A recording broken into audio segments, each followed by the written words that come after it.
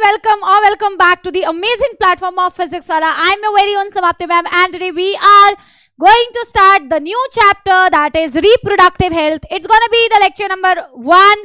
So today you are going to enjoy this lecture after a very long time. Human reproduction से आपको bore नहीं होना था बेटा, ठीक है? ऐसा कुछ नहीं है कि ये बहुत एंटरटेनिंग है और वो बोरिंग है बेटा, दोनों ही इक्वली इंपॉर्टेंट चैप्टर है फॉर योर नीट एग्जाम. अगर आप नीट का पैटर्न देखते हैं तो आपको पता होगा कि इस चैप्टर से भी बेटा बहुत ज्यादा क्वेश्चंस पूछे जाते हैं.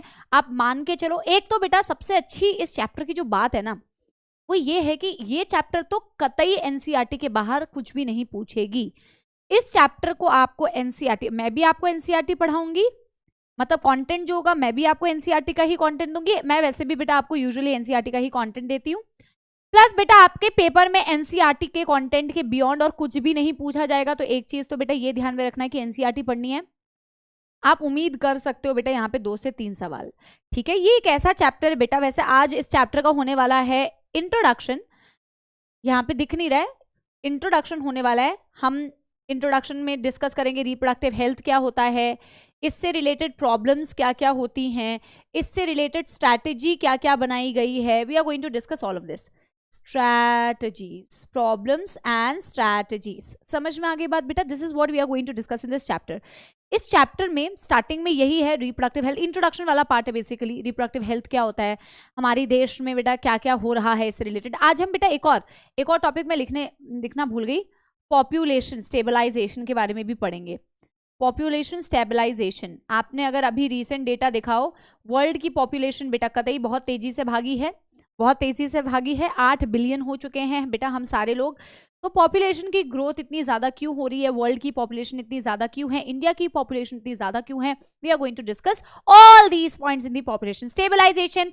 ये चैप्टर ना ही सिर्फ आपके नीट के लिए आपको पढ़ना चाहिए बेटा, ये चैप्टर एक ऐसा चैप्टर है जो इस चैप्टर में ही आप समझोगे कि हमें क्यों पढ़ना चाहिए सारी चीजें. To be aware, we all should be aware बेटा. ये एक ऐसा टॉपिक है, आई थिंक चाहे वो साइंस का स्टूडेंट हो या नॉन साइंस बैकग्राउंड से हो, दे ऑल मस्ट बेटा have basic information regarding the reproductive health, इसकी प्रॉब्लम्स क्या क्या हो सकती है एंड एवरीथिंग. ये बहुत एक जनरलाइज चैप्टर है. अब इस चैप्टर में इनिशियल में बेटा हम ये पढ़ेंगे और इसके आगे बेटा हम पढ़ेंगे about contraceptive methods, which is a beautiful topic in this particular chapter. High chances of question, specially oral contraceptive से, आईयूडी से बेटा क्वेश्चन आते हैं. कॉन्ट्रासेप्टिव मेथड्स पढ़ेंगे. उसके बाद बेटा हम इनफर्टिलिटी नाम का एक टॉपिक आएगा, इनफर्टिलिटी और उसको ट्रीट करने के लिए क्या क्या किया जा सकता है. आजकल बहुत ज़्यादा चर्चा में रहता है IVF technique, in vitro fertilization, उसके बारे में बेटा हम डिस्कस करने वाले हैं, ठीक है? उसके बारे में हम डिस्कस करने वाले हैं. इसके अलावा बेटा इस चैप्टर में एक टॉपिक होगा अबॉर्शन से related medical termination of pregnancy. छोटू सा चैप्टर है, छोटा है लेकिन बेटा, छोटा है लेकिन मेरा है नहीं बोल सकते ना बेटा, टेढ़ा है पर मेरा है चलता है, छोटा है पर मेरा है बनता नहीं है कुछ, मतलब कि चलेगा, बेसिकली चलेगा, ठीक है? मतलब अच्छा छोटा सा चैप्टर है, शॉर्ट एंड स्वीट चैप्टर है, बहुत ही प्यारा सा चैप्टर है, बहुत ही इंपॉर्टेंट चैप्टर है आपके नीट एग्जाम के लिए. सो विथ फुल जोश, विथ फुल एनर्जी, माय बच्चा party, and it was good to see you all solving the questions very very nicely. It was so nice that you all are scoring well, very nice, ठीक है? बढ़ते हुए चलते हैं बेटा chapter के introduction की ओर. मैंने एक एनसीईआरटी का पैराग्राफ रखा हुआ है जिसमें बेटा रिप्रोडक्टिव हेल्थ की डेफिनेशन लिखी हुई है, क्योंकि चैप्टर बेटा रिप्रोडक्टिव हेल्थ कह रहा है, तो आप पहले तो ये डेफिनेशन लिखो, मैं इसको समझा रही हूँ, ठीक है?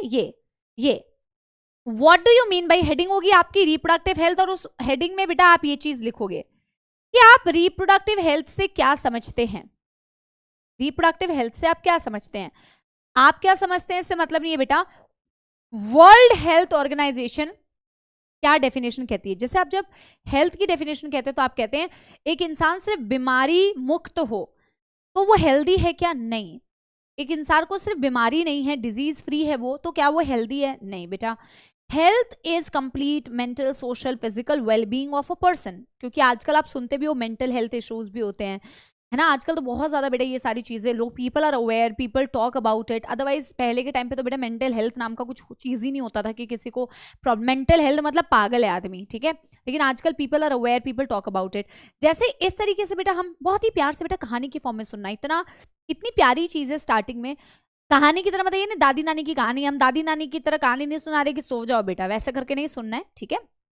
तो जिस तरीके से बेटा आप क्या बोलते हैं, क्या मैं बोल रही थी बेटा, जिस तरीके से आप हेल्थ को वैसे डिफाइन करते हैं कि सिर्फ बीमारी ना होना क्या हेल्दी चीज है, नहीं, ऑल एस्पेक्ट्स, वैसे रिप्रोडक्टिव हेल्थ को भी आप डिफाइन करते हैं कि with respect to reproduction, with respect to reproduction, उसके एस्पेक्ट में फिजिकल, बिहेवियरल लिखा हुआ है ना, इमोशनल एंड सोशल वेलबींग होना चाहिए। Behavioural, emotional, social and physical, मतलब आपके रिप्रोडक्शन के टर्म्स में, जिसमें आप सेक्सुअल बिहेवियर को भी इंक्लूड करते हैं, आप अपने रिप्रोडक्टिव ऑर्गन्स की फंक्शनिंग को भी इंक्लूड करते हैं, यानी उनका ठीक ठाक काम करना। सिर्फ आप रिप्रोडक्टिवली हेल्दी बोलेंगे कि आपका रिप्रोडक्टिव ऑर्गन्स बिल्कुल ठीक ठाक काम कर रहे हैं तो आप हेल्दी हो गए, नहीं बेटा, आपका सेक्सुअल बिहेवियर, आपका नॉर्मल सोशल बिहेवियर, आप कई लोग आपने सुना होगा बेटा कि इस एस्पेक्ट में भी बेटा of course they behave differently, they do not behave in a healthy way, तो वो reproductively healthy नहीं है। सिर्फ organs का ठीक ठाक काम करना ही health है, नहीं। with respect to reproductive organs या with respect to reproduction, if the person is physically, emotionally, socially and beta emotionally well-being, behaviorally well-being, then only you are going to call that person having a good reproductive health। और ऐसे लोग जब उस society में present होते हैं बेटा, तो ऐसे लोगों को आप बोलते हैं बेटा रिप्रोडक्टिव हेल्थी, वैसे सोसाइटी को आप बोलते हैं बेटा रिप्रोडक्टिवली हेल्दी सोसाइटी, जहां पे ऐसे लोग रहते हैं। तो वर्ल्ड हेल्थ ऑर्गेनाइजेशन ने देखो इसी तरीके से डिफाइन किया है, according to WHO reproductive health means a total wellbeing in all aspects of reproduction, physical, emotional, behavioral and social, ठीक है। Therefore a society with people having physically and functionally normal reproductive organs and normal emotional and behavioral interactions among them in all sex related aspects, in all sex related aspects, तभी तो हम reproductive health को define कर रहे हैं। sex related aspects में बेटा the person has to be emotionally, physically, behaviorally fit, then only you are calling that society as reproductively healthy society with respect to sex, with respect to reproduction, with respect to functioning, everything has to be good। ये आपकी world health organisation define करती है। अब बेटा देखो, एक समस्या हमें हमारी कंट्री में, समस्याएं तो बेटा हम बहुत गिनाते हैं, बट समस्याओं का गिनाने से बेटा कुछ नहीं होता है।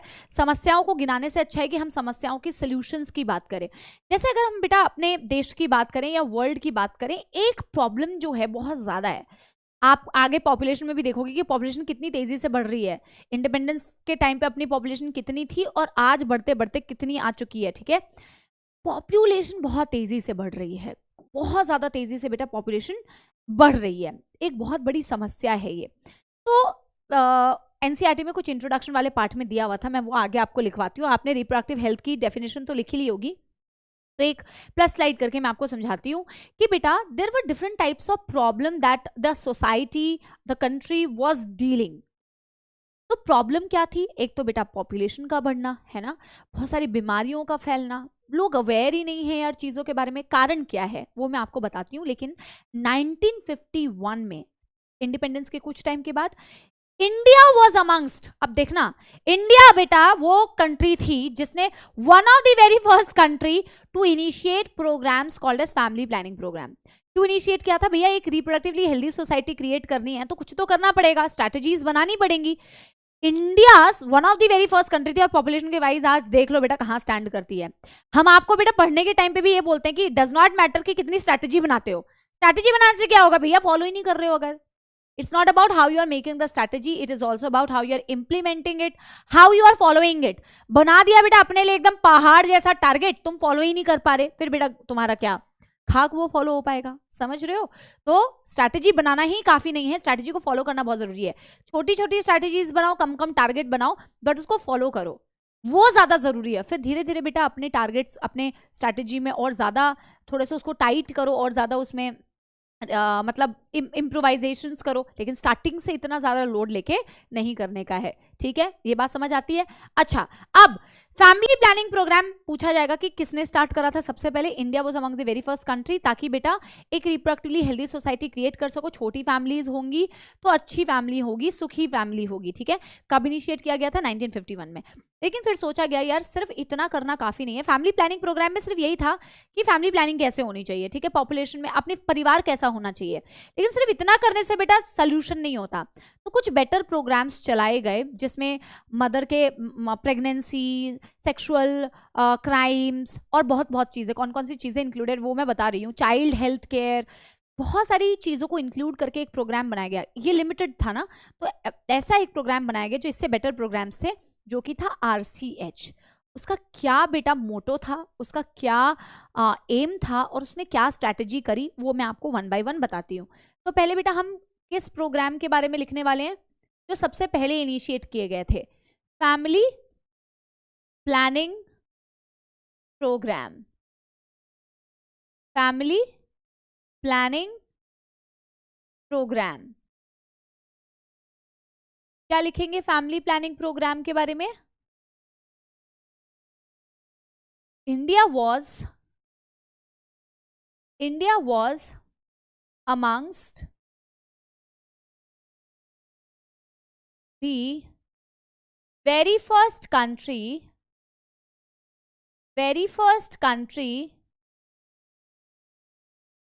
to initiate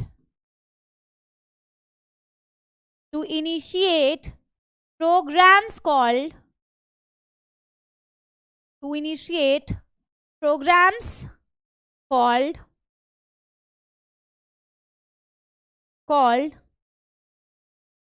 family planning program. Family planning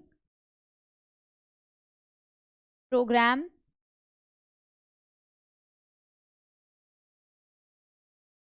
Family planning program in the year beta 1951 to create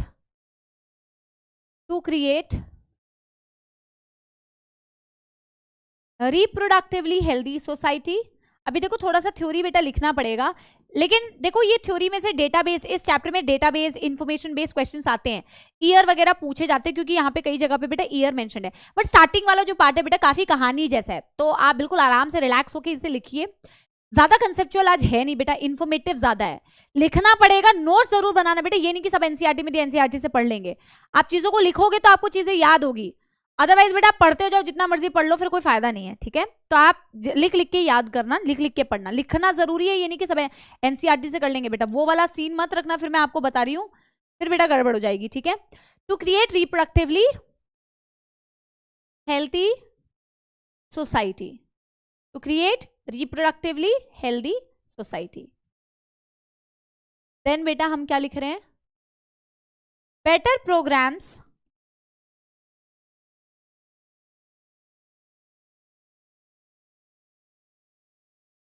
called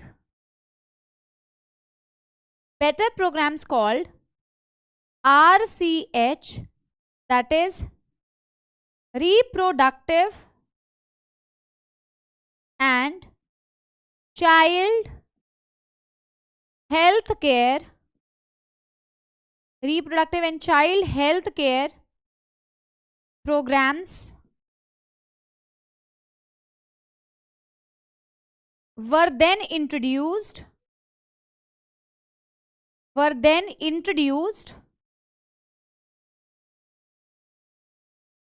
RCH, whose aim was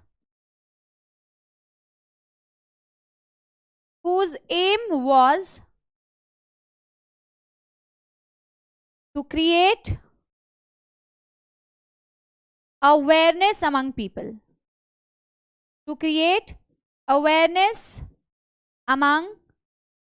people. बेटा सबसे ज्यादा जरूरी पता है क्या है? अवेयरनेस. आप अगर आगे एक चैप्टर पढ़ोगे ह्यूमन हेल्थ एंड डिजीजेस, उसमें आप पढ़ोगे ड्रग अब्यूज.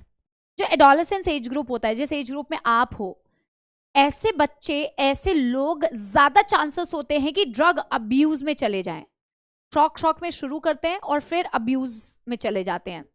अपनी खुद की जिंदगी बर्बाद कर लेते हैं। जब एडिक्शन हो जाती है किसी चीज की, कोई भी चीज का एडिक्शन होना बेटा अच्छी बात नहीं है, लत लगना अच्छी बात नहीं है।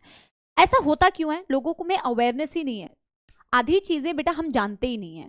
आप ये किसी भी एस्पेक्ट में सोच सकते हो बेटा, आप पढ़ाई कर रहे हो, आपको आपके अंदर अगर यही अवेयरनेस नहीं है कि आपके पास मेडिकल और इंजीनियरिंग को छोड़ के, बच्चे के पास मेडिकल और इंजीनियरिंग को छोड़ के क्या क्या ऑप्शंस है, तो वो कोई ऑप्शंस बेटा अवेयरनेस ही नहीं है, तो वो बेटा एक ही लाइन, एक ही स्ट्रीम लाइन होकर सोचेगा, ऑप्शंस कम हो जाएंगे, जिंदगी में क्या करेगा। अवेयरनेस होना हर चीज में जरूरी है। एक रिप्रोडक्टिवली हेल्दी सोसाइटी क्रिएट करने के लिए लोगों में अवेयरनेस होना, जागरूक बेसिकली होना बहुत जरूरी है। लोगों को चीजों के बारे में इंफॉर्मेशन होनी चाहिए। पॉपुलेशन क्यों बढ़ रही है, क्यों बढ़ रही थी उस टाइम पे? लोगों को कॉन्ट्रासेप्टिव मेथड्स के बारे में पता ही नहीं था। इन्फेक्शंस हो जाते थे, लोगों को बीमारियां हो जाती थी, सेक्स, लोगों के साथ सेक्स क्राइम हो जाते थे, लोगों को पता ही नहीं चलता था, सेक्स अब्यूज पता ही नहीं चलता था, सैनिटरी पैड्स नाम की कोई चीज ही नहीं थी, इन्फेक्शन इतना ज्यादा बढ़ रहा था, रिसर्च हो ही नहीं रही थी, क्योंकि लोगों के बीच में बेटा अवेयरनेस ही नहीं थी। कॉन्ट्रासेप्टिव मेथड नाम का भी कोई चीज होता है जिसको यूज करेंगे तो प्रेगनेंसी, अनवांटेड प्रेगनेंसी को रोका जा सकता है, सेक्सुअली ट्रांसमिटेड डिजीज को रोका जा सकता है। स्कूल्स में अगर लोगों को अवेयर किया जाए, सेक्सुअल, आजकल के टाइम पे बेटा सेक्स वर्ड यूज कर दो तो हा हा हा हा हा हा होता है, सेक्स वर्ड यूज कर दो तो पता नहीं क्या वर्ड यूज कर दिया हमने कि भाई if we are just using the word sex, you cannot use it in front of your parents also. Some people are ashamed. Parents do not use these words, or parents also do not educate their kids. सबसे बड़ा role बेटा awareness create करने का teachers का होता है, आपके parents का होता है, एनसीईआरटी भी ऐसा ही कहती है, आपके क्लोज रिलेटिव्स का होता है, और आपके आखिर में फ्रेंड्स का भी होता है। लेकिन अगर बेटा हम ही बेटा इन सारी चीजों में छुपे हुए रह जाए, शर्म करने लग जाए, हेजिटेट करने लग जाए, ओहो हश हश हश हश करने लग जाए, शुश शुश शुश करने लग जाए, ओहो don't say that, don't do that, तो फिर बेटा आपके अंदर अवेयरनेस कैसे आएगी? आप चीजों के बारे में जानोगे कैसे? जानोगे नहीं तो ऑफकोर्स बेटा सही और गलत का डिफरेंस ही नहीं पता है, अच्छे और बुरे का डिफरेंस ही नहीं पता है, तो गलत राह में तो जाओगे, राइट? तो इसका मेन मुद्दा ये था, मेन इसका जो एम था बेटा, that was to create a reproductively healthy society. यार ये एसी बंद करवा दो प्लीज, और एक पानी भी भिजवा दो प्लीज। हाँ रिकॉर्डिंग चल रही है।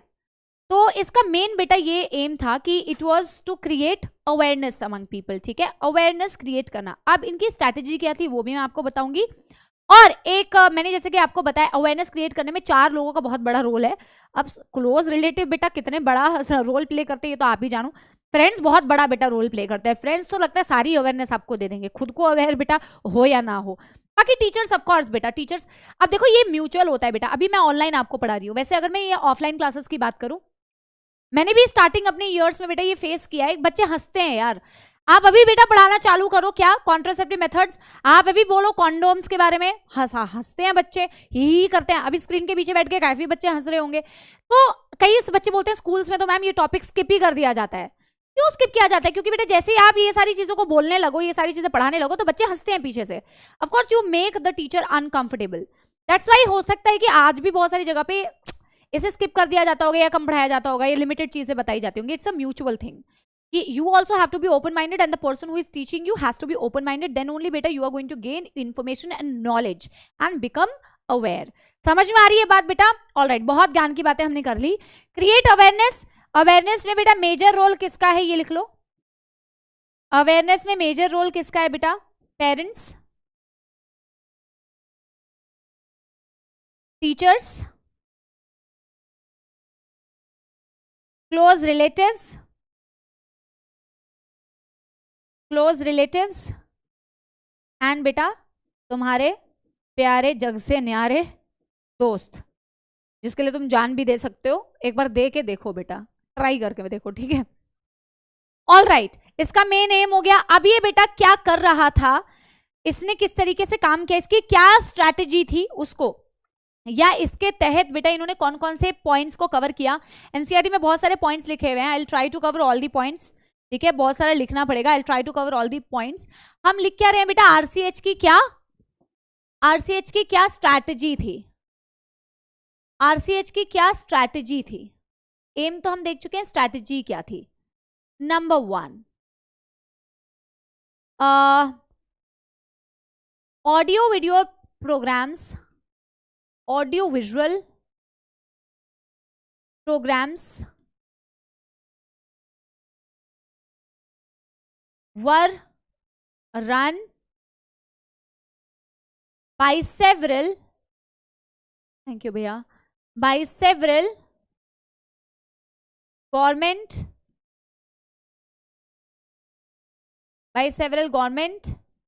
and non-government organization to create awareness. आप सबने बेटा बहुत सारी चीजें, एक सेकेंड, क्रिएटनेस, अवेयरनेस और क्रिएट को मैं मिक्स कर दे रही हूं, टू क्रिएट अवेयरनेस.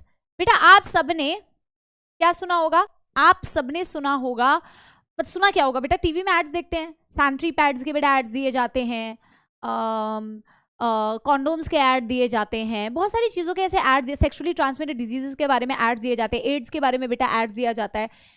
ये सारे एड्स जो होते हैं ऑडियो विजुअल प्रोग्राम से बेटा, पहले के टाइम पे बेटा नुक्कड़ नाटक होता था जिसको देख के लोगों को नाटक के फॉर्म में समझाया जाता था कि सेक्स मतलब यही रिप्रोडक्टिवली हेल्दी सोसाइटी क्रिएट करने के लिए कि क्या समस्याएं हैं, है ना, देश में क्या क्या प्रॉब्लम्स है.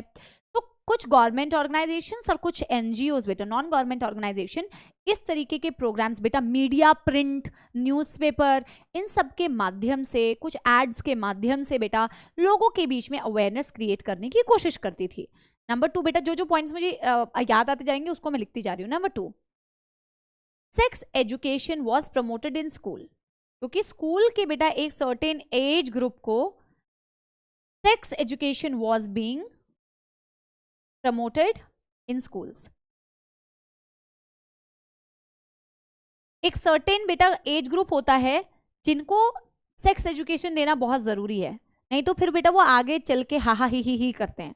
जिनको ऑलरेडी बेटा इन बेसिक चीजों के बारे में पढ़ा होता है, they don't make a big deal out of it. Big deal कौन लोग बनाते हैं बेटा? जिनको चीजों के बारे में पता नहीं है.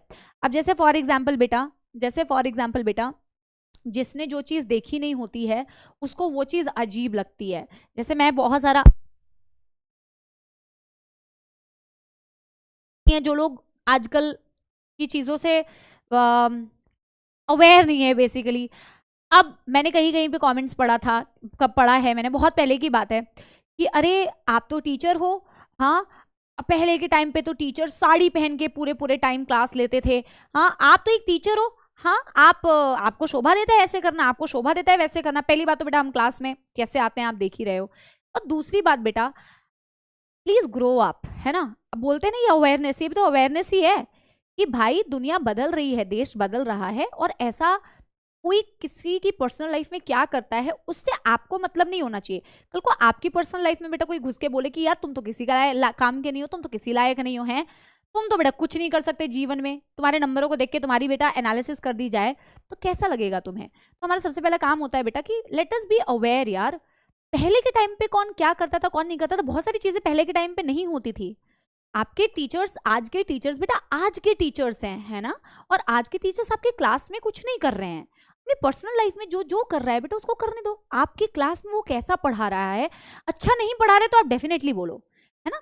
आपकी क्लास में बेटा कुछ और कर रहा है जो आपको पसंद नहीं आ रहा, डेफिनेटली बोलो.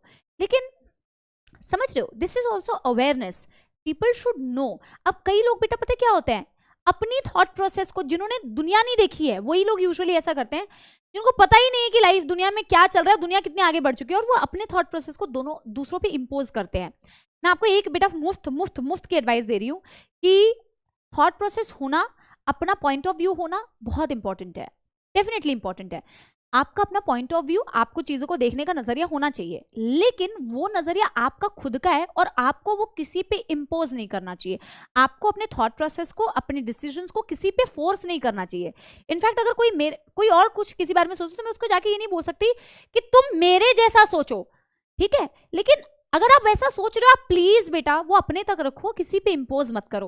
खैर बेटा उस चीज की बात हम नहीं करते, हम यहाँ पे क्या करें कि सेक्स एजुकेशन को बेटा प्रमोट किया जाना चाहिए स्कूल में, क्योंकि स्कूल में बेटा ऐसे एज ग्रुप के बच्चे होते हैं जिनमें अवेयरनेस क्रिएट करना बहुत ज्यादा जरूरी है. ठीक है.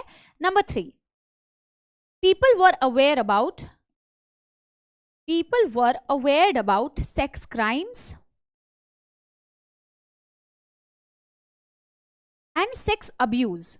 देखो कई लोगों को सेक्स अब्यूज पता ही नहीं है, सेक्स क्राइम्स के बारे में पता ही नहीं है, उनके क्या राइट्स हैं ये उनको पता ही नहीं है, गुड टच बैड टच के बारे में पता ही नहीं है. आपने कितने ऐसे केसेस सुने होंगे बेटा जो आपको बाद में जाके रियलाइज होता है कि अच्छा आपके साथ ऐसा हो गया था, आपको किसी ने गलत तरीके से टच किया लेकिन आपको पता ही नहीं है. ठीक है ना। तो गुड टच क्या होता है, बैड टच क्या होता है, इन सब चीजों के बारे में, सेक्स अब्यूज क्या होते हैं, सेक्स क्राइम्स क्या होती हैं, इन सब के बारे में बेटा इंफॉर्मेशन होनी चाहिए, ठीक है। Then awareness about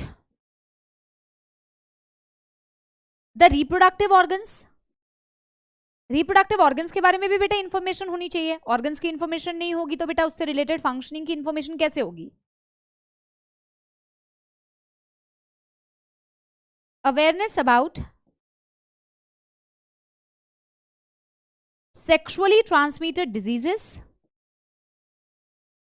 that is STD, sexually transmitted diseases and their prevention, diseases and prevention, इसके बारे में भी इंफॉर्मेशन होनी चाहिए कि इसको रोका जा सकता है। यानी कि प्रिवेंशन की अगर मैंने बात की तो यानी कि people should be informed about बेटा कॉन्ट्रासेप्टिव मेथड्स। लोगों को ये पता होना चाहिए कॉन्ट्रासेप्टिव मेथड सिर्फ पॉपुलेशन को कंट्रोल नहीं करता, लोगों को पता नहीं था, लोग यूज ही नहीं करते थे, इसलिए पॉपुलेशन भी बढ़ रही थी और सेक्सुअली ट्रांसमिटेड डिजीजेस भी बढ़ रही थी। जब आपको एसटीडी के बारे में इंफॉर्मेशन होगी तो आप उससे बेटा बच भी सकते हो, उसको रोकने के भी प्रयास कर सकते हो, सॉरी, यानी कि लोगों को बेटा कॉन्ट्रासेप्टिव मेथड्स के बारे में भी इंफॉर्मेशन दी गई थी इस आरसीएच के तहत, ठीक है। तो अवेयरनेस अबाउट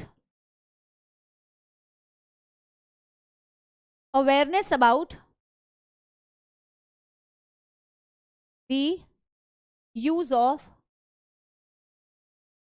कॉन्ट्रासेप्टिव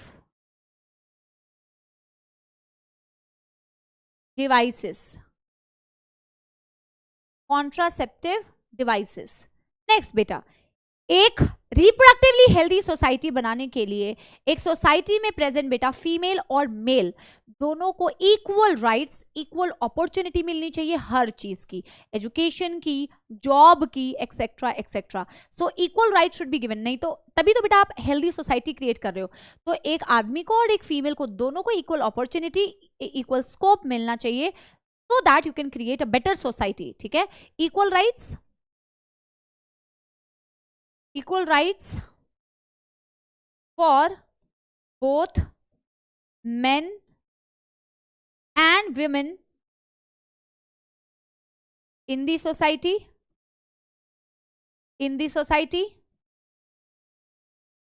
इसके अलावा बेटा अवेयरनेस अबाउट सैनिटरी पैड्स,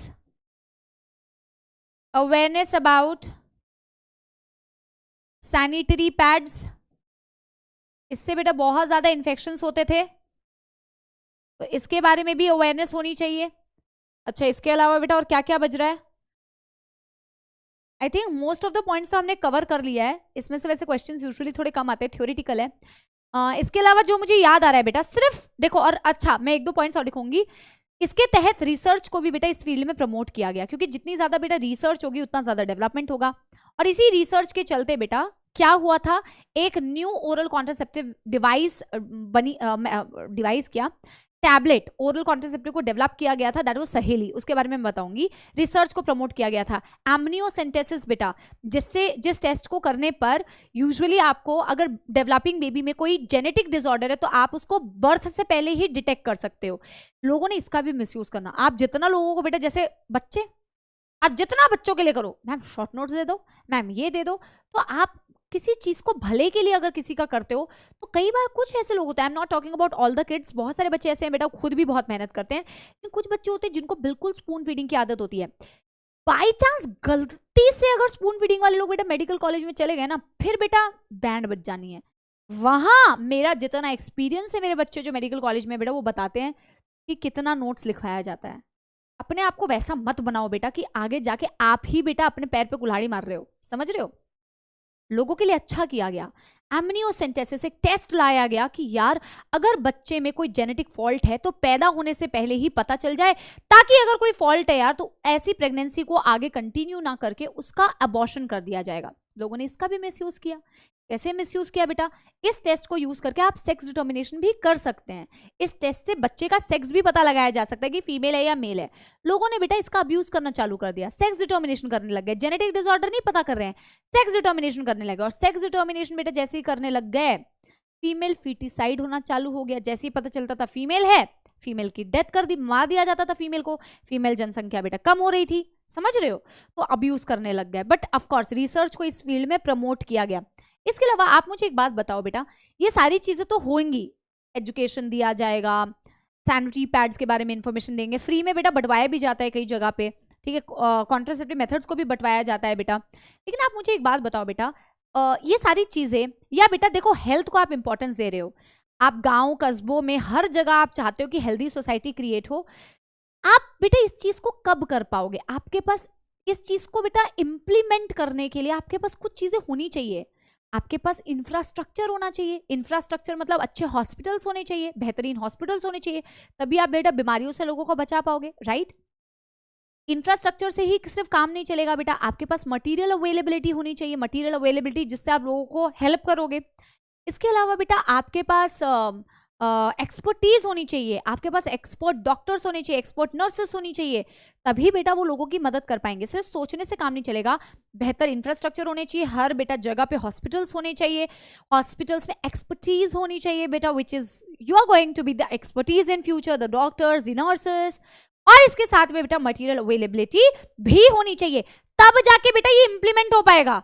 वरना बेटा ये इंप्लीमेंट कैसे होगा? ये क्रिएट तो किया जा रहा था क्योंकि आपके पास ये सारी चीजों की अवेलेबिलिटी थी। तो मैं उन सारे पॉइंट्स को भी बेटा थोड़ा थोड़ा करके लिख देती हूं, ठीक है। सक्सेसफुल इंप्लीमेंटेशन, अच्छा एक चीज बेटा, और एक चीज इंप्लीमेंटेशन से पहले मैं एक और पॉइंट इसके तहत लिखवा देती हूँ। बच्चे की केयर और मदर की केयर, एक प्रेग्नेंट मदर की कैसे केयर की जानी चाहिए before she delivers the baby, during the time she is pregnant, और बच्चा पैदा होने के बाद उसकी कैसे केयर की जानी चाहिए और बच्चे की कैसे केयर की जानी चाहिए, इसके बारे में भी अवेयरनेस बेटा इस प्रोग्राम के तहत इंक्लूड किया जाना चाहिए। तभी तो आप चाइल्ड हेल्थ केयर प्रोग्राम बोलते हो, राइट। तो हम क्या लिख रहे हैं बेटा, awareness regarding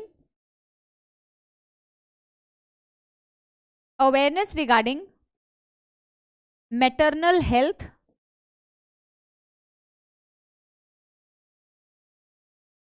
during pregnancy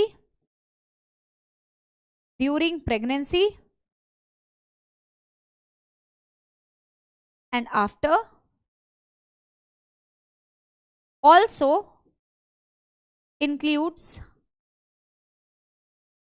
the child health care, also includes the child health care. अब जो चीजें बेटा मैंने आपको बताई, रिसर्च उसको प्रमोट किया जाना चाहिए, इसको पॉज करके बेटा पहले नोट कर लो, ठीक है। मैं नेक्स्ट स्लाइड में लिखती हूँ। हाँ, सक्सेसफुल इम्प्लीमेंटेशन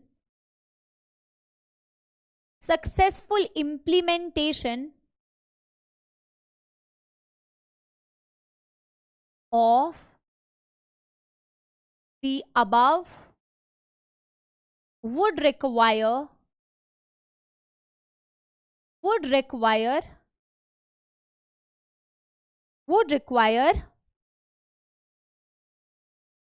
better infrastructure,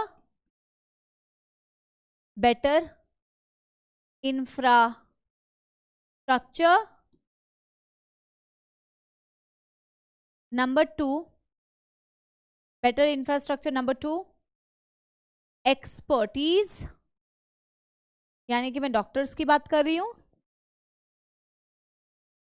और number 3 material availability,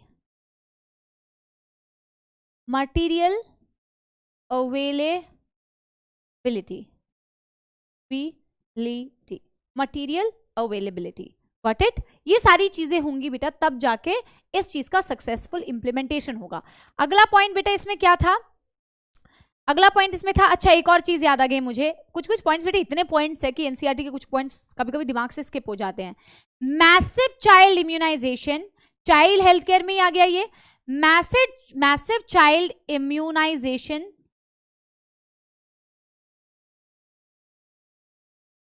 was promoted and ban on amniocentesis for sex determination. अब मैं एमनियोसेंटेसिस आपको समझाती हूँ। फॉर सेक्स डिटर्मिनेशन बोला बेटा, मैसिव चाइल्ड इम्यूनाइजेशन को प्रमोट किया गया, मतलब चाइल्ड इम्यूनाइजेशन प्रोग्राम्स जो होते हैं बेटा उसको बड़े लेवल पर प्रमोट किया गया। इम्यूनाइजेशन वैक्सीनेशन प्रोग्राम्स उसको बड़े लेवल पर प्रमोट किया गया और बैन लगा दिया गया एमनियोसेंटेसिस पर सेक्स डिटर्मिनेशन के लिए। बहुत सारे बच्चों को लगता है एमनियोसेंटेसिस पर बैन लग गया। एक सेकंड बेटा, बहुत सारे लोगों को लगता है एमनियोसेंटेसिस पर बैन लग गया। बेटा एमनियोसेंटेसिस पर बैन नहीं लगा है। एमनियोसेंटेसिस तो अभी भी हो रही है, लेकिन एमनियोसेंटेसिस का कौन से एस्पेक्ट पर बेटा बैन लग गया है? एमनियोसेंटेसिस के हेल्प से आप सेक्स डिटर्मिनेशन नहीं कर सकते, सेक्स डिटर्मिनेशन को बैन कर दिया गया। क्यों बेटा? क्योंकि इसकी वजह से बहुत ज्यादा फीमेल फीटिसाइड हो रही थी, इसकी वजह से बहुत ज्यादा फीमेल फीटिसाइड हो रही थी, इसीलिए बेटा इसको बैन कर दिया गया for sex determination. Got my point? हाँ, अब एमनियोसेंटेसिस से होता क्या है एक बारी मैं आपको ये बताती हूँ। जैसे ये बेटा मदर है,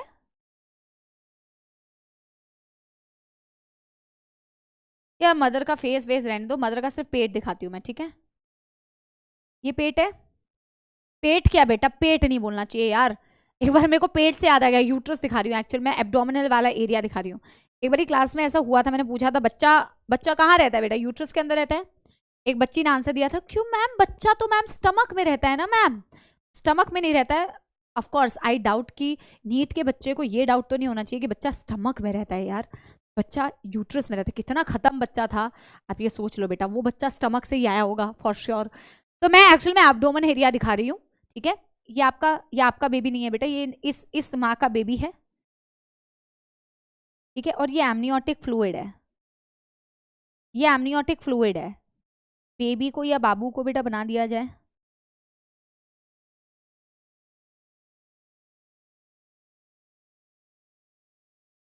ठीक है? ये बेबी है, ठीक है? ये क्या है? This is the baby. Baby के अराउंड बेटा एक फ्लूइड होता है जो उसको बहुत सारा नरिशमेंट, न्यूट्रिशन, ये सारी चीजें दे रहा होता है। This is called as amniotic fluid.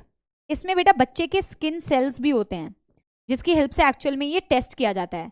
Around the baby बेटा this amniotic fluid is there, this amniotic fluid is there. और जब ये टेस्ट करना होता है बेटा, amniotic fluid is taken out. एक बेटा फाइन सिरिंज इंजेक्शन से एमनियोटिक फ्लूइड को बॉडी के बाहर निकाला जाता है और फिर टेस्ट किया जाता है, ठीक है? It is taken out and tested for genetic disorders like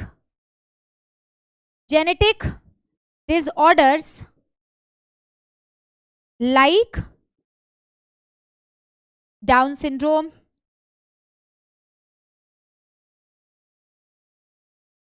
sickle cell anemia,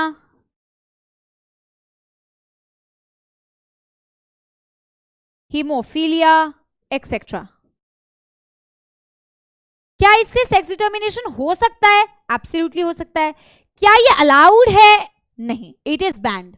हो सकता है यस, बट बैंड है, ठीक है? अब बेटा लास्ट इस आरसीएच का एक और बेटा हम प्रोग्राम लिख लेते हैं, नंबर वाइज ही तुम डाल दो ना यार। यहाँ पे 5th पॉइंट था, ये वो 6th पॉइंट था, ये 6th पॉइंट हो गया, ये 7th पॉइंट हो गया, ये 8th पॉइंट हो गया, ये 9th पॉइंट हो गया। यहाँ पे हमने बेटा 10th पॉइंट लिख लिया, मैसिव चाइल्ड इम्यूनाइजेशन। और हम आखिरी पॉइंट लिखने जा रहे हैं कि रिसर्च को भी इस फील्ड में प्रमोट किया गया, ठीक है? तो कौन सा पॉइंट हो गया ये? 11th। इसको स्टार मार्क करना, इससे भी सवाल आता है। Research was being promoted, research was being promoted, research was being promoted. अब इसके बारे में एनसीईआरटी ने एक इंफॉर्मेशन दी हुई है, CDRI, which is Central Drug Research Institute, Central Drug Research Institute, CDRI of बेटा लखनऊ, इन CDRI ने बेटा एक ड्रग बनाया नया। ड्रग का मतलब वही वाला ड्रग नहीं होता बेटा, not this drug always. Drug means medicine basically, एक ओरल कॉन्ट्रासेप्टिव।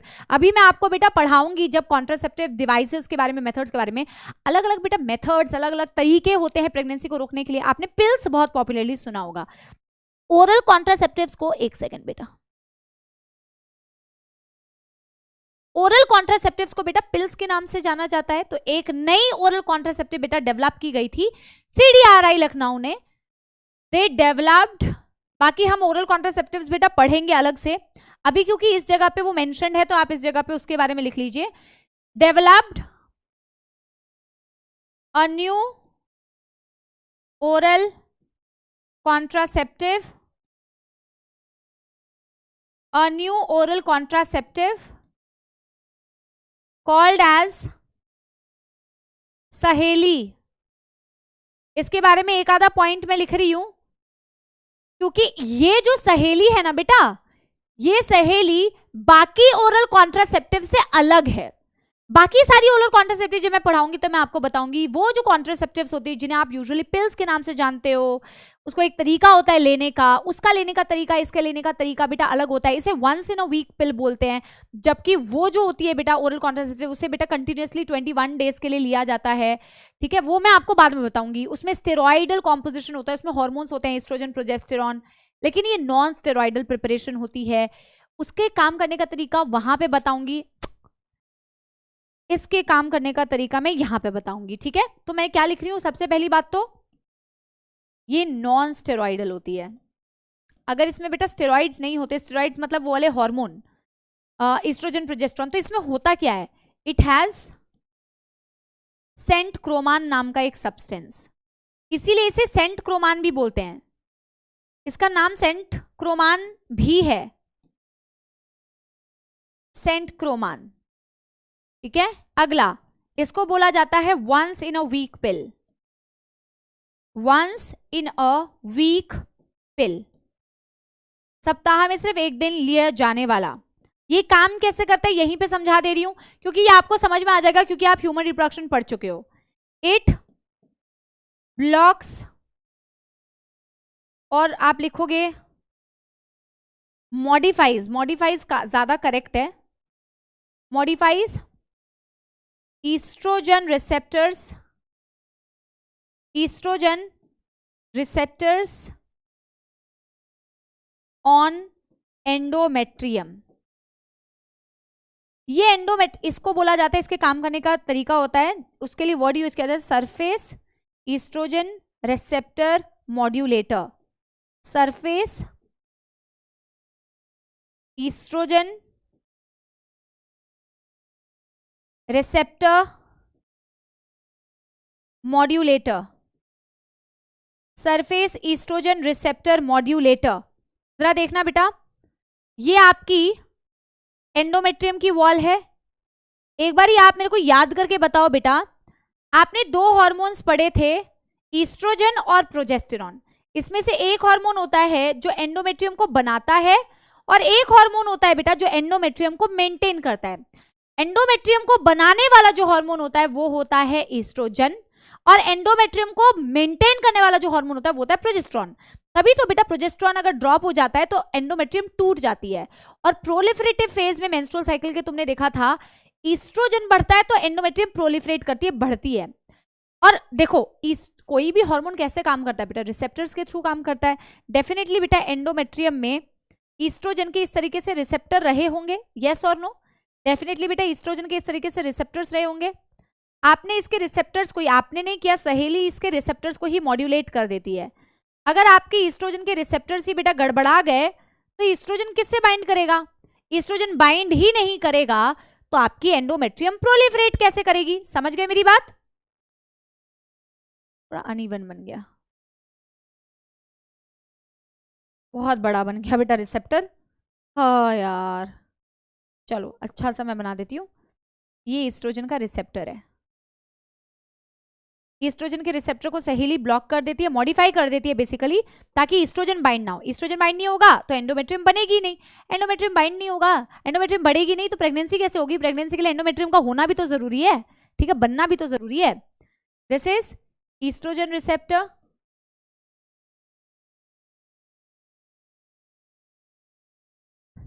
सहेली क्या कर रही है? मॉडिफाई कर दे रही है। नो ईस्ट्रोजन बाइंडिंग,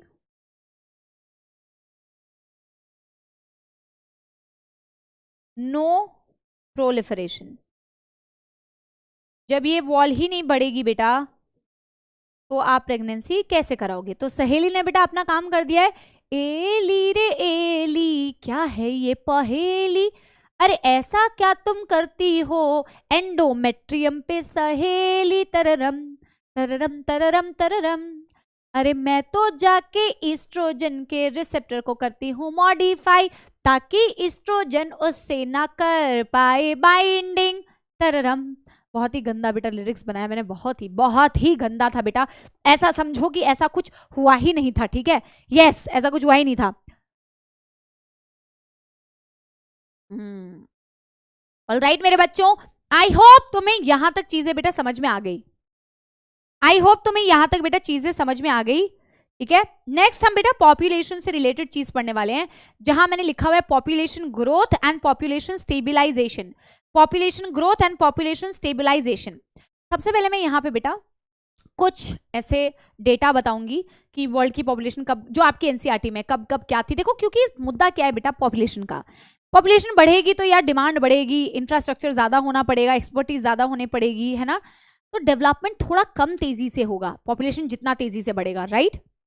उसके अकॉर्डिंग आपको भी बेटा अपनी चीजों को जल्दी बढ़ाना पड़ेगा। अब मैं आपको सबसे पहले बेटा वर्ल्ड का पॉपुलेशन बताती हूँ, मैं आपको, और फिर इंडिया का पॉपुलेशन बताती हूँ। वर्ल्ड का पॉपुलेशन आई थिंक 3 डेटा दिए हुए हैं। 1900 का एक डेटा दिया हुआ है, देन बेटा एक डेटा दिया हुआ है 2000 का, और एक डेटा दिया हुआ है 2011 का, और अब आपको आज अभी का टाइम का भी डेटा आ गया है, 8 बिलियन हो चुकी है। फिर इंडिया के इंडिपेंडेंस के टाइम का डेटा दिया हुआ है, 2000 के टाइम का डेटा दिया हुआ है, और 2011 का डेटा दिया हुआ है, वो आपको पढ़ना है। फिर मैं आपको बताऊंगी कि पॉपुलेशन के साइज को, पॉपुलेशन का साइज किस किस फैक्टर पे डिपेंड करता है, और वो फैक्टर पॉपुलेशन के साइज को किस तरीके से अफेक्ट कर रहा है, क्या पॉपुलेशन के साइज को बढ़ा रहा है या पॉपुलेशन के साइज को घटा रहा है। उससे पहले मैं आपको सबसे पहले क्या लिखना चाहूंगी बेटा, वर्ल्ड पॉपुलेशन। ये डेटा है बेटा, ये आपको याद रखना है, world population. World population in the year 1900, in the year 1900 it was around 1.2 billion. I am sure मैं कुछ गलत नहीं बता रही, 1.2 billion. Then in the year बेटा 2000 around 6 billion, and by the year बेटा 2011 it came close to 7.2 billion. आज के टाइम पे 8 बिलियन है। ये एनसीईआरटी में अपडेट नहीं हुआ है, but this is the data जो एनसीईआरटी में दिया गया है। देन बेटा let's talk about at the same time India कहां पीछे थी बेटा, हमने चला तो दिया, हम दो हमारे दो बेटा, हम कितना फॉलो कर पाए, आइए जरा प्रकाश डालते हैं। तो इंडिया पॉपुलेशन को जरा देखा जाए। India India India. क्रिकेट जब देखते हैं, वर्ल्ड कप जैसे हो रहा है, जब हमारा राष्ट्रगान बजता है तो इतनी अच्छी फीलिंग आती है बेटा कि मैं क्या बताऊं, अनबीटेबल फीलिंग। ऐसी एक बहुत अच्छी फीलिंग मुझे आई थी जब मैंने 2014 का टाइम था, जब मैंने रिपब्लिक डे परेड में पार्टिसिपेट किया था। एनएसएस की कैडेट थी मैंने मार्च पास्ट किया था राजपथ पर। तो that was the feeling, that was the moment. जब देशभक्ति गाने बज रहे होते हैं, पता नहीं automatically, of course being an army brat और ज़्यादा वो फीलिंग आती है, but I can't express that feeling in words, I can put it into words कि क्या फीलिंग आती है बेटा। पीछे से एकदम देशभक्ति गाने बज रहे हैं, कंधों से मिलते हैं कंधे, कदमों से कदम मिलते हैं, हम चलते हैं जब ऐसे तो दिल दुश्मन के हिलते हैं, अब तो हमें आगे बढ़ते हैं रहना, अब तो हमें साथी है बस इतना ही कहना, अब जो भी हो शोला बन के पत्थर है पिघलाना, अब जो भी हो बादल बनकर पर्वत पर चढ़ जाना, कंधों से मिलते हैं कंधे, कदमों से कदम मिलते हैं, हम चलते हैं जब ऐसे तो दिल दुश्मन के हिलते हैं। खैर ये गाना आप लोग भी बहुत रिलेट करते हो, बहुत सारे बच्चे मुझे ये गाना और आशाएं सुनाने के लिए बोलते हैं, तो that feeling is also unbeatable. पता नहीं इंडिया बोलते हैं मुझे ना वो आ गया। कहीं आप बाहर घूमने के लिए जाओ ना बेटा विदेश, तो भी इंडियन लोग मिल जाते हैं ना, तो अलग ही लेवल की ऐसी खुशी होती है यार, अपने लोग मिल गए, अपने लोग मिल गए टाइप्स लगता है। ठीक है, एनीवे चलो। हाँ, इंडिया पॉपुलेशन की बेटा देखते हैं, इंडिया ने बेटा कितना ग्रोथ मारा है। इंडिया की पॉपुलेशन की बात करते हैं, इंडिया की पॉपुलेशन मतलब इंडिया की पॉपुलेशन की बात करते हैं, तो at the time of independence, at the time of independence अपनी पॉपुलेशन देखो बेटा क्या खतरनाक, इतनी फैमिली प्लानिंग प्रोग्राम करी और देखो किया क्या, 350 मिलियन थे हम, एम फॉर मंकी, 350 मिलियन थे सिर्फ इंडिपेंडेंस के टाइम पे। 2000 आते आते बेटा, 2000 का भी एक गाना बहुत पॉपुलर हुआ था ऋतिक रोशन का, देखो ऋतिक रोशन नहीं आमिर खान का था ना, देखो 2000 जमाना आ गया, मिल के जीने का तराना आ गया, ऐसा कुछ गाना था। तो 2000 तक आते आते वी वर बेटा very very close to 1 billion. बेटा कितना इजाफा हुआ जरा देखना, 750 मिलियन, 750 नहीं 650, 650 मिलियन का इजाफा हुआ बेटा। ठीक है, आगे बाई द टाइम ऑफ 2011 जो डेटा आपके एनसीईआरटी में दिया हुआ है, वी बिकेम अराउंड 1.2 बिलियन। ये डेटा बेटा आपको एनसीईआरटी का, एक बार एनसीईआरटी से चेक भी कर लेना बेटा, कभी कभी गलत भी हो जाता है डेटा, है ना, बट मोस्ट प्रॉब्ली गलत डेटा नहीं है, बिल्कुल सही डेटा है ये बेटा, डेटा आपको याद रखना है। अब मैं आपको बताने वाली हूँ कि किसी भी चीज की पॉपुलेशन जो है, पॉपुलेशन का जो साइज है, पॉपुलेशन का जो ग्रोथ है, वो किस किस चीज पर डिपेंड करता है। व्हाट आर द फैक्टर्स बेटा that contributes to the size of population. ठीक है, अगेन एक दो डेटा कुछ बचा हुआ है वो मैं आपको बाद में बताती हूँ, पहले हम लिखते हैं बेटा population size. Population size is determined by, population size is determined by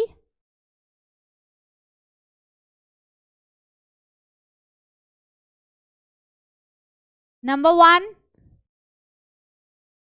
population size is beta determined by number 1 birth rate, इसी को बोला जाता है natality।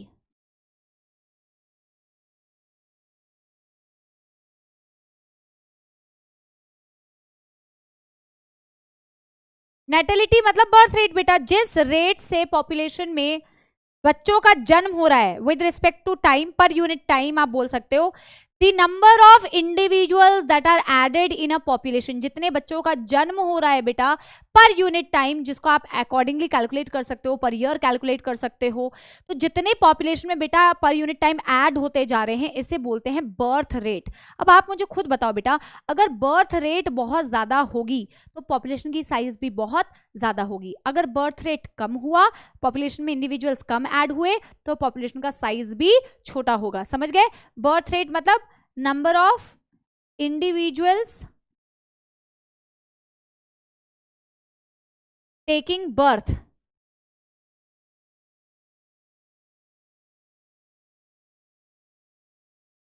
ठीक है, अगर बर्थ रेट ज्यादा, पॉपुलेशन का साइज ज्यादा, और वाइसे वर्सा बेटा, इसका कम तो साइज भी कम, क्योंकि आपसे यही पूछा जा सकता है कि बर्थ रेट का ज्यादा होना पॉपुलेशन के साइज को कैसे इंपैक्ट कर रहा है, डेथ रेट का ज्यादा होना पॉपुलेशन साइज को कैसे इंपैक्ट कर रहा है। दूसरी चीज जो बेटा किसी भी पॉपुलेशन के साइज को कंट्रोल करती है, दैट इज मॉर्टैलिटी, या फिर इसे बोला जाता है डेथ रेट।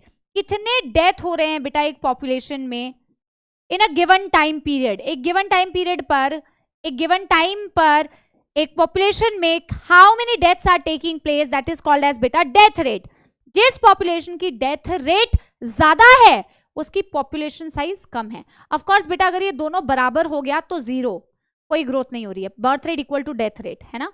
अगर समझो बेटा बर्थ रेट बहुत ज्यादा हो रहा है और डेथ रेट बहुत कम है तो पॉपुलेशन की साइज बढ़ेगी, ठीक है।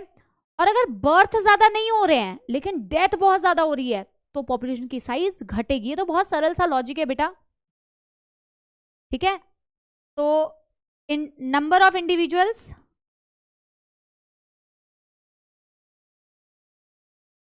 dying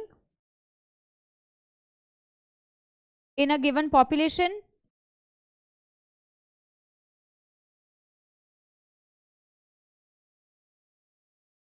पर unit time,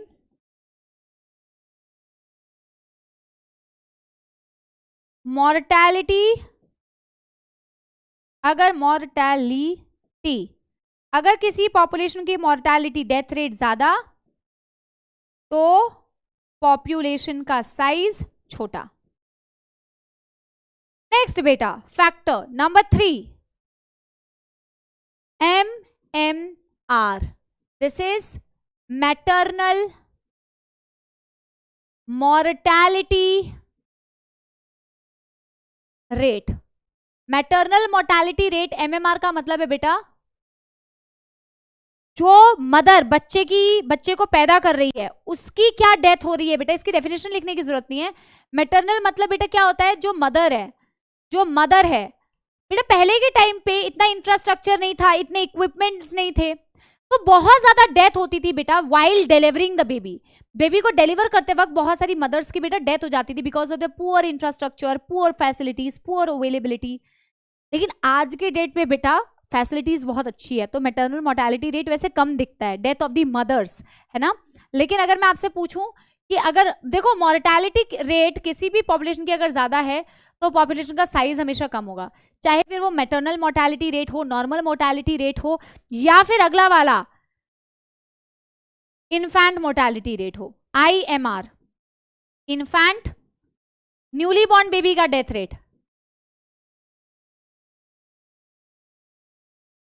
newly born, infant मतलब न्यूली बॉर्न, अगेन बेटा बेटर इंफ्रास्ट्रक्चर होने की वजह से, बेटर फैसिलिटीज होने की वजह से इन्फेंट मोर्टालिटी रेट भी कम हो गया है, मैटरनल मोर्टालिटी रेट भी कम हो गया है, right. Mortality rate of the infants, mortality rate of the infants, अगर मैं बोलूं बेटा IMR किसी पॉपुलेशन की ज्यादा यानी पॉपुलेशन का साइज कम, ठीक है। नेक्स्ट फैक्टर बेटा 5th, माइग्रेशन दो प्रकार की होती है, मैं अगले पेज पे बताती हूं, आप यहां तक बेटा पॉज करके नोट करो। किसी पॉपुलेशन में बेटा नंबर ऑफ इंडिविजुअल्स ज्यादा भी ऐड हो सकते हैं या फिर बेटा उस पॉपुलेशन से लोग दूर भी जा सकते हैं, दोनों फैक्टर्स हो सकते हैं। मैं 1 मिनट आपको बताती हूं, नोट कर लिया बेटा यहां तक, ठीक है। तो माइग्रेशन बेटा 2 तरीके की होती है। देखो मैं एक ही पॉपुलेशन का एग्जांपल लेके आपको समझाती हूं, ये एक ही सिंगल पॉपुलेशन है, अगर इसमें बेटा इंडिविजुअल्स ऐड हो रहे हैं तो इस पॉपुलेशन का साइज बढ़ेगा, लेकिन इस पॉपुलेशन से बेटा इंडिविजुअल्स अगर बाहर जा रहे हैं तो इसका साइज घटेगा। अब बेटा जब पॉपुलेशन में न्यू इंडिविजुअल्स ऐड होते हैं इसे बोला जाता है इमिग्रेशन, आना मेरे प्यार को ना तुम आना, लक्ष्यंस मेरे पढ़ाने को तुम झूठा ना समझो जाना, अरे तुमको पढ़ाने का तो ये केवल था मेरा बहाना, ठीक है। एनीवे बेटा इमिग्रेशन, इमी का मतलब होता है इन, अगर पॉपुलेशन में न्यू इंडिविजुअल्स ऐड होते हैं, इमिग्रेशन होगी किसी पॉपुलेशन में तो पॉपुलेशन का साइज बढ़ेगा, कोई कंफ्यूजन। लेकिन अगर बेटा इसी पॉपुलेशन से अगर मैं बोलूं कि एमिग्रेशन हो रहा है, लोग बाहर जा रहे हैं, तो एमिग्रेशन से पॉपुलेशन का साइज घटेगा, पॉपुलेशन का साइज घटेगा। क्या ये बात समझ आ रही है सभी को? इमिग्रेशन का मतलब बेटा adding to population, adding to population. बेटा ये तो पासपोर्ट, हम कहीं बाहर घूमने भी जाते हैं तो एमिग्रेशन इमिग्रेशन बोलते हैं ना, है ना। ई का मतलब emigration, E for immigration and E for exit, ये याद रख लो, एग्जिट फ्रॉम पॉपुलेशन। और लास्ट फैक्टर बेटा जो किसी भी पॉपुलेशन के साइज को इंपैक्ट कर सकता है, ये नंबर 5 है या नंबर 4 है? नंबर 5 है या नंबर 4 है? नंबर 5 भी नहीं है, 4 भी नहीं है, नंबर 6 है, एंड दैट इज बेटा as sex ratio. As sex ratio, आप बोलोगे कैसे मैम, कैसे एज सेक्स रेशियो? बेटा एक तो सेक्स बैलेंस होना चाहिए, फीमेल मेल का अगर रेशियो बिगड़ जाए तो उस पॉपुलेशन का ऑफ कोर्स बेटा पॉपुलेशन साइज अफेक्ट हो जाएगी, क्योंकि आप देखो ना, अगर फीमेल बहुत कम हो जाती है तो शादी के लिए लोग ही नहीं मिलते, मतलब एक टाइम था फीमेल की इतनी पॉपुलेशन कम हो रही थी कि शादी के लिए इंडिविजुअल्स ही नहीं मिलेंगे, फिर पॉपुलेशन का साइज तो इम्पैक्ट होगा। एज किस तरीके से बेटा, कितने ज्यादा, देखो आप आगे कहीं पे पढ़ोगे शायद बॉटनी में कहीं कि किसी भी पॉपुलेशन में, किसी भी कंट्री में ना 3 एज ग्रुप के लोग होते हैं। एक होते हैं प्री रिप्रोडक्टिव एज ग्रुप वाले लोग, एक होते हैं रिप्रोडक्टिव एज ग्रुप वाले लोग, और एक होते हैं पोस्ट रिप्रोडक्टिव एज वाले ग्रुप वाले लोग। जिस भी पॉपुलेशन में रिप्रोड्यूसिबल एज ग्रुप वाले लोग ज्यादा होते हैं, प्री वाले नहीं और पोस्ट वाले भी नहीं, जो रिप्रोड्यूस कर सकते हैं उस एज ग्रुप के लोग जो ज्यादा होते हैं अगर किसी पॉपुलेशन में, तो उस पॉपुलेशन का साइज बढ़ने के चांसेस कंपैरेटिवली ज्यादा होता है। इसलिए एज सेक्स रेशियो भी इंपैक्ट कर सकता है। मैं ऐसे लिख देती हूं, if the population has more individuals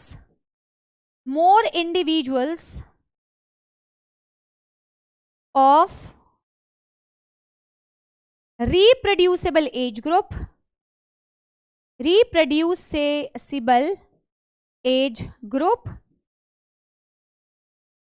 population size might have a chance to increase. Population size might have a chance to increase. ठीक है।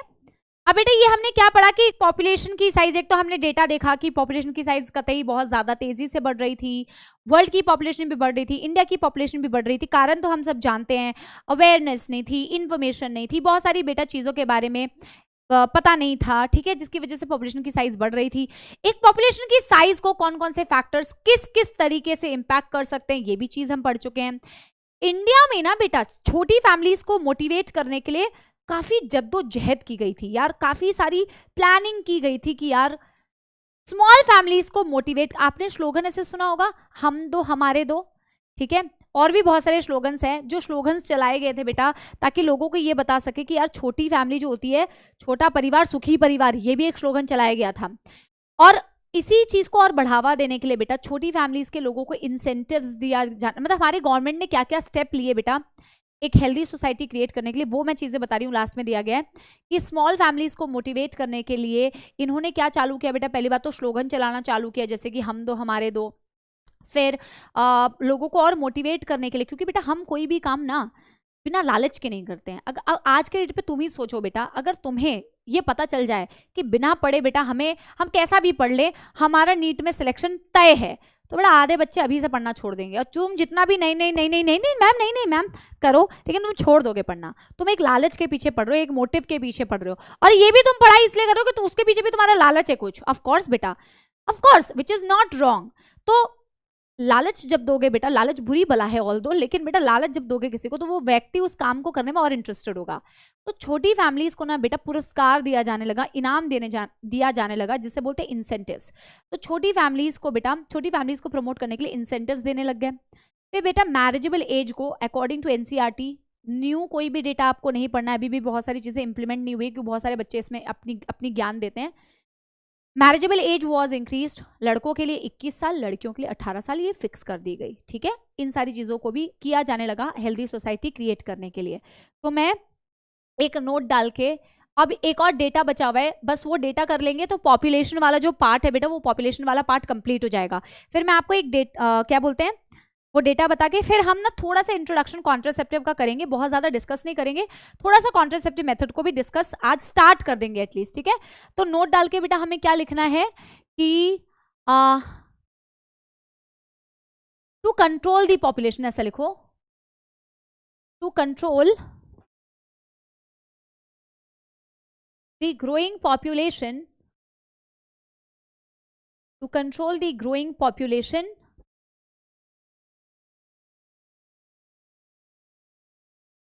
our government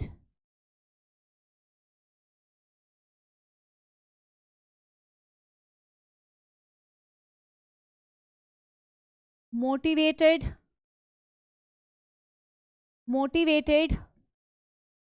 smaller families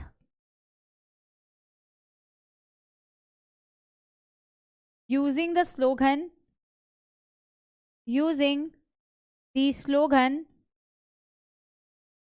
different types of slogan जो एनसीईआरटी में दिया हुआ है बेटा, मैं वही स्लोगन सिर्फ आपको बता रही हूँ। हम दो हमारे दो, हम दो हमारे दो, हम दो बेटा हमारे चार, मतलब हमारे घर में बेटा, हमारे नहीं है, हमारे तो एक भी ना है बेटा, ठीक है।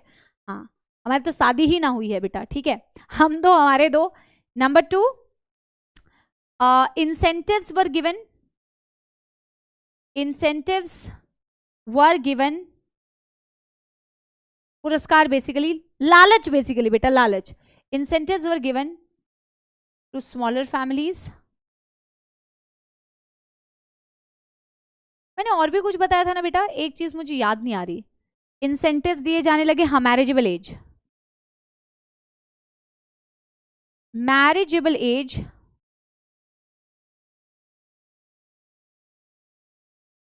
was raised, वरना बाल विवाह कहा जाता है बेटा। आज भी बहुत सारी जगहों पे बेटा बाल विवाह हो तो रहा है, और यही तो बेटा प्रॉब्लम का जड़ है। लड़के लड़कियों को समझ अभी कुछ है नहीं बेटा, और अभी तो बेटा बहुत ज्यादा तुम्हें पता है निब्बा निब्बी वाला कॉन्सेप्ट है। भगवान जाने बेटा पढ़ाई लिखाई छोड़ के यही सब करते हैं, ठीक है। और गर्ल्स के लिए बेटा कितना कर दिया गया, 18 साल, ठीक है। क्योंकि बेटा जिसको समझ ही नहीं है, जो अभी तक ठीक से बड़ा ही नहीं हुआ है, उसकी अगर आप शादी करा दोगे तो ऑब्वियसली बेटा प्रॉब्लम ही प्रॉब्लम होगी। समझ पा रहे हो मेरी बात? इसलिए मैरिजेबल एज को फिक्स कर दिया गया। अच्छा, इसके अलावा बेटा कुछ और इंफॉर्मेशन ऐसे एनसीईआरटी में दी हुई है, कुछ ग्रोथ रेट से रिलेटेड, वो मैं एक बार आपको बता देती हूँ। यहाँ पे जगह नहीं है तो मैं नेक्स्ट पेज पे, उसे भी नोट में ही आप लिखो। एनसीईआरटी में ना पहले एक ईयर का दिया हुआ था और अभी एक रीसेंट ईयर का ऐड हुआ है। एक बार आप चेक करना कि इसमें से कौन सा वाला डेटा एनसीईआरटी में दिया हुआ है। लेकिन पहले की एनसीईआरटी में इनमें से एक डेटा था, अभी नई वाली एनसीईआरटी में इनमें से एक डेटा है। तो आप दोनों ही याद रखो क्योंकि कहीं ना कहीं ये एनसीईआरटी में दिया है। तो ग्रोथ रेट एक आपको आपके एनसीईआरटी में कहीं पे 2001 का दिया हुआ था कि इट वाज लेस देन 1%, 1.7%, नहीं लेस देन 1. नहीं, ग्रोथ रेट वाज अराउंड 1.7%। 2011 में ग्रोथ रेट वाज अराउंड 1.7% 2001 में, और 2011 में का जो डेटा दिया हुआ है growth rate is less than 2%। इसका क्या मतलब है ये मैं अभी आपको समझाती हूँ। लेस देन 2%, इसका क्या मतलब है मैं एक बार आपको समझाती हूँ। ग्रोथ रेट का मतलब है कितनी ग्रोथ हो रही है। अभी हमने देखा बेटा ग्रोथ रेट, पॉपुलेशन की ग्रोथ किस तेजी से होगी वो किस किस पर डिपेंड कर रहा है। उसकी बर्थ रेट क्या है, उसकी डेथ रेट क्या है, उसका एज सेक्स रेशियो क्या है, उसकी मोर्टेलिटी रेट क्या है, उसकी इन्फेंट मोर्टेलिटी रेट क्या है, एवरीथिंग इस सबको कैलकुलेट करके बेटा एक ओवरऑल आप निकालते हैं कि उस पॉपुलेशन का ओवरऑल ग्रोथ कितना हुआ। पर 1000 इंडिविजुअल्स एक साल में कितने लोग ऐड हुए। तो जब आप 1.7% बोलते हैं इसका मतलब है कि 17 इंडिविजुअल्स ऐड हुए हैं बेटा इन 1000 पीपल। पर 1000 इंडिविजुअल्स बेटा 17 new people are added per year. इसका मतलब है बेटा कि ग्रोथ रेट जो है 1% है। तो 17 इंडिविजुअल्स ऐड हो रहे थे बेटा पर 1000 इंडिविजुअल, दैट इज 1.7% फॉर बेटा 2001, फॉर द ईयर 2001। 2011 के अकॉर्डिंग बेटा आपने बोला लेस देन 2%, इनमें से एक डेटा बेटा नई एनसीईआरटी में दिया है। लेस देन 2% का मतलब है बेटा 20 इंडिविजुअल्स ऐड हो रहे हैं पर 1000 individuals in a year. That is why the growth rate is less than 2%। मतलब कितने इंडिविजुअल्स देखो बढ़ गए, पहले 17 इंडिविजुअल्स ऐड हो रहे थे पर 1000, अब 20 लोग ऐड हो रहे हैं। लेस देन 2%, अराउंड 1.7%, एक 2001 का डेटा है, एक 2001 का डेटा है, एक 2011 का डेटा है। बस ये दो डेटा याद रख लो। एक चीज और बेटा मुझे याद आई कि एक और चीज की थी गवर्नमेंट ने छोटी फैमिलीज को प्रमोट करने के लिए। ऑफ कोर्स लोगों में awareness, use of contraceptive methods, इसको नोट करो। Use of contraceptive was also being promoted ना, use of contraceptive was being promoted, use of contraceptive was also promoted. ये काफी सारी बेटा हमने, लेकिन देखो लिखा हमने बहुत सारा डेटा है, बेटा, लेकिन ये सारे डेटा से क्वेश्चन पूछा जा सकता है। ठीक है, ये सारे डेटा से बेटा क्वेश्चन पूछा जा सकता है। अभी तक जितने भी हमने डेटा किए हैं इन सारे डेटा से बेटा क्वेश्चन पूछा जा सकता है, तो इसीलिए आप ये डेटा को बहुत ध्यान से पढ़ेंगे, किसी भी डेटा को इग्नोर नहीं करेंगे, क्योंकि डेफिनेटली इस डेटा से क्वेश्चंस आने की संभावना है।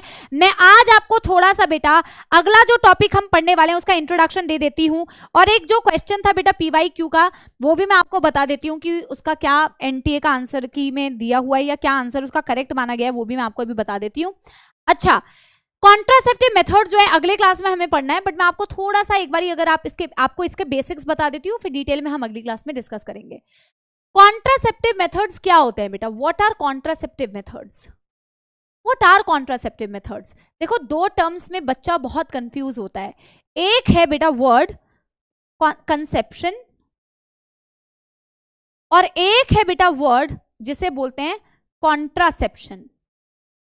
एक है वर्ड जिसे बोलते हैं कॉन्ट्रासेप्शन, और एक है वर्ड बेटा जिसे बोलते हैं कंसेप्शन। तो दोनों में बच्चा कंफ्यूज जाता है। कॉन्ट्रासेप्शन कंसेप्शन अलग है बेटा। कंसेप्शन का मतलब होता है टू कंसीव, और टू कंसीव का मतलब होता है प्रेग्नेंट होना। टू कंसीव और टू गेट प्रेग्नेंट, उस चीज को बोला जाता है बेटा, प्रेग्नेंट होने को बोला जाता है कंसीव करना, या कॉन्सेप्शन। कॉन्ट्रासेप्शन एग्जैक्टली अपोजिट है, prevention of pregnancy.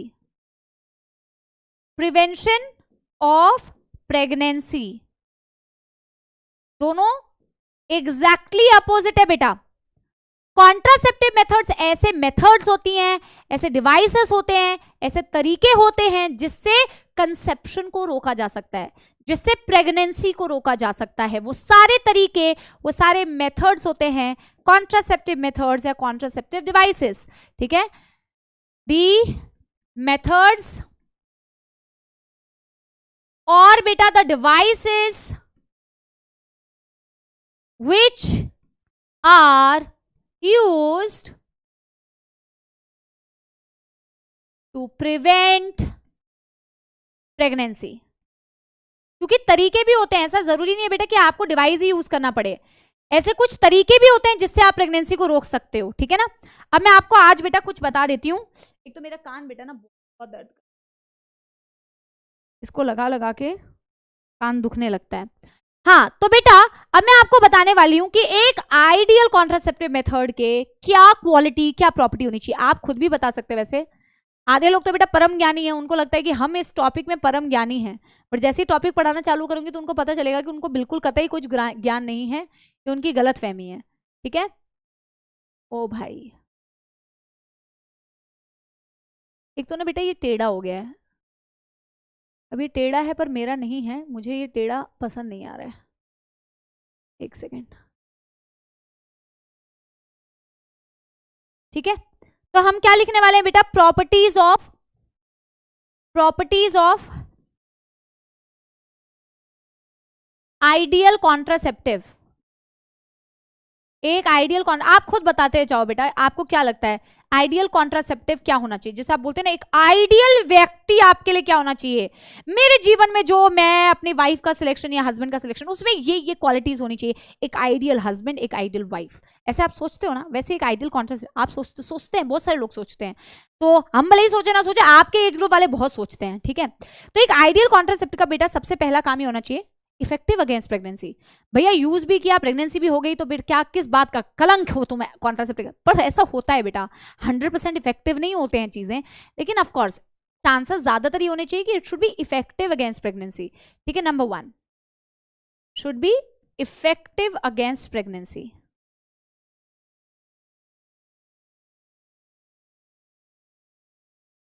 Effective against pregnancy. दूसरा पॉइंट बेटा, ऐसा ना हो कि तुमने ऐसा कोई कॉन्ट्रासेप्टिव मेथड या ऐसा कॉन्ट्रासेप्टिव डिवाइस बेटा यूज कर लिया जिसे यूज करने के बाद तुम्हारे रिप्रोडक्टिव ऑर्गन काम ही करना बंद कर दे, या रिप्रोडक्टिव ऑर्गन की फंक्शनिंग इंपैक्ट हो जाए। ऐसा नहीं होना चाहिए। ऐसा कोई आप कॉन्ट्रासेप्टिव मेथड या कॉन्ट्रासेप्टिव डिवाइस बेटा यूज नहीं करोगे जो आपके नॉर्मल रिप्रोडक्टिव हेल्थ को अफेक्ट करे, normal functioning of the reproductive organs को इंपैक्ट करे। ऐसा कोई डिवाइस की ये क्वालिटी नहीं होनी चाहिए। मतलब कि should not interfere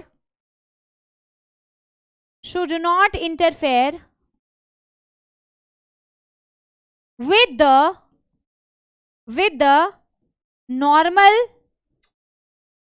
functioning of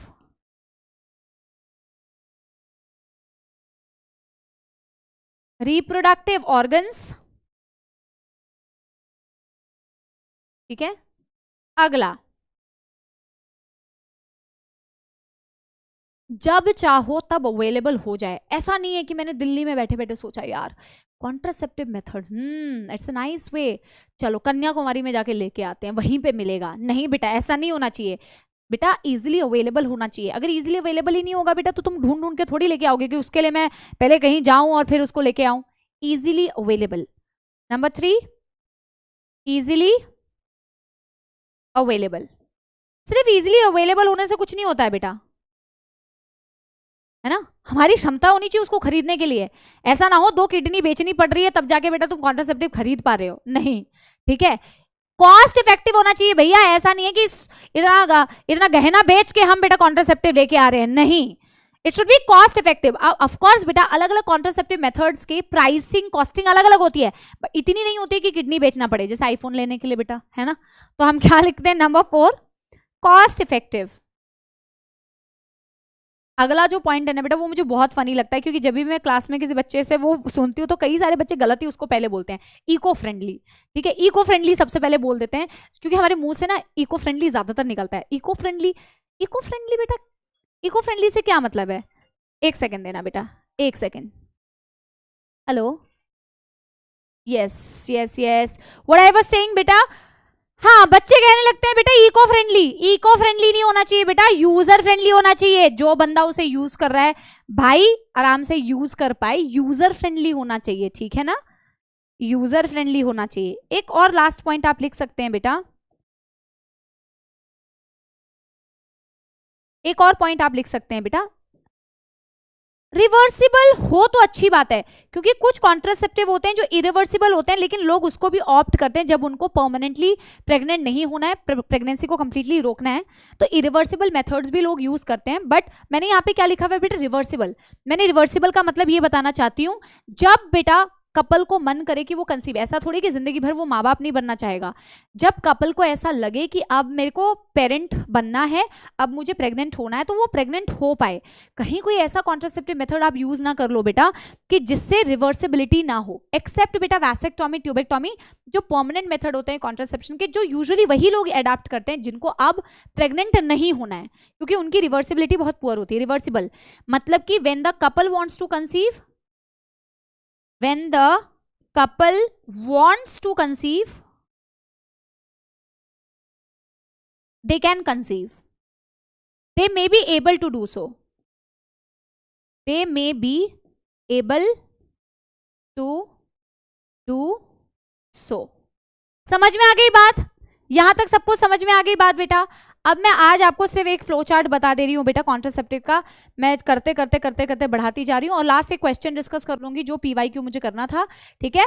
तो कॉन्ट्रासेप्टिव का एक क्लासिफिकेशन कर लो कि कॉन्ट्रासेप्टिव्स को आप कितने पार्ट्स में डिवाइड कर सकते हो, जो हम अगली क्लास में बेटा स्टार्ट करेंगे।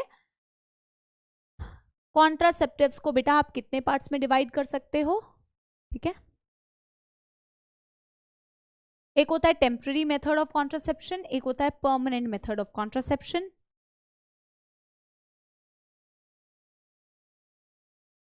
टेम्पररी और एक होता है परमानेंट।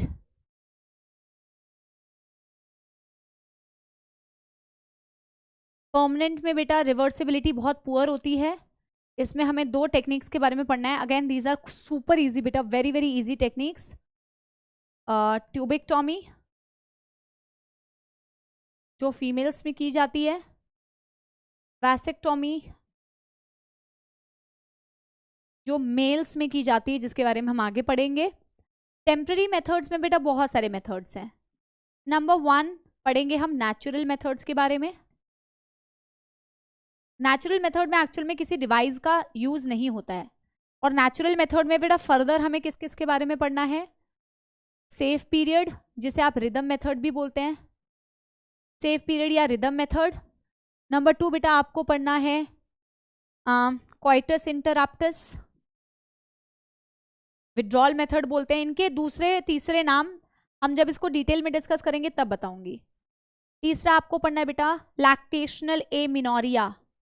मैंने आपको बताया था ये कॉन्सेप्ट बेटा आएगा और अभी आपसे पूछा भी जाएगा, एमिनोरिया। फिर हम पढ़ेंगे नेचुरल मेथड के बाद बेटा बैरियर मेथड ऑफ कॉन्ट्रासेप्शन, जहां हम पढ़ने वाले हैं बेटा condoms, diaphragm, cervical caps etcetera etcetera, ठीक है। Then we are going to discuss बेटा 3 केमिकल मेथड्स के बारे में बहुत ज़्यादा दिया नहीं हुआ है, थोड़ा बहुत डिस्कस करेंगे जो भी ज़रूरी है। फिर हमें पढ़ना है बेटा नंबर 4 इंट्रा यूटेराइन डिवाइसेस के बारे में। देन हमें पढ़ना है नंबर 5 बेटा इससे और इससे बहुत ज़्यादा क्वेश्चंस आते हैं बेटा, ओरल कॉन्ट्रासेप्टिव से और आईयूडीज से बहुत ज़्यादा क्वेश्चंस आते हैं, ठीक है। फिर हमें पढ़ना है ओरल कॉन्ट्रासेप्टिव्स के बारे में। फिर हमें पढ़ना है बेटा नंबर 6 इम्प्लांट्स और इंजेक्टेबल्स के बारे में, इम्प्लांट्स एंड इंजेक्टेबल्स के बारे में। बहुत ही बेटा इजी सा कॉन्सेप्ट है, बहुत ही सरल सा कॉन्सेप्ट है। आप इस फ्लो चार्ट को लिखो। आज हम इससे ज्यादा कंटिन्यू नहीं कर रहे हैं, बस एक क्वेश्चन बेटा मैं आपके साथ डिस्कस कर लेती हूँ। We are going to actually start the contraceptive methods, temporary methods हम शुरू करेंगे इन नेक्स्ट क्लास, ठीक है।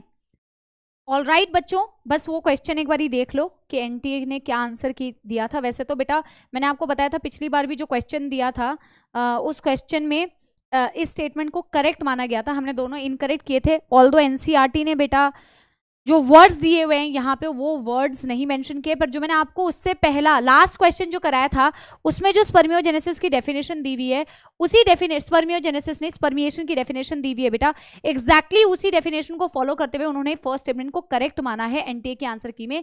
Release of sperm into the seminiferous tubule is called as spermiation, इसको इन्होंने करेक्ट माना है।